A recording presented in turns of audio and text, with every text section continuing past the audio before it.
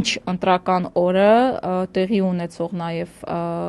բռնաճնշումները ուժեղ Հայաստան կուսակցության 700 անդամներ ենթարկվում են բռնաճնշում 700 բերանով ենք ասում 700 մարդ ու սա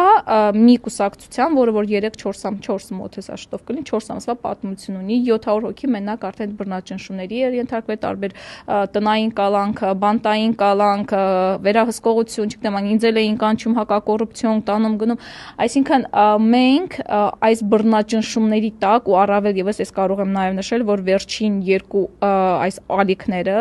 ձերբակալությունները եղել են շատ առանցքային մարդկանց մեր, այսինքն ոչ թե պարզապես իրազեկողներ բան եւ այլն, այլ մարզային պատասխանատուների, գրասենյակների պատասխանատուների այն մարդիկ, ովքեր որ ընտրությունների օրը բավական մեծ կազմակերպչական աշխատանք պիտի տանեին, այ նրանց նկատմամբ վերջին երկու օրը շատ մեծ այսպես ալիք գնաց ձերբակալությունների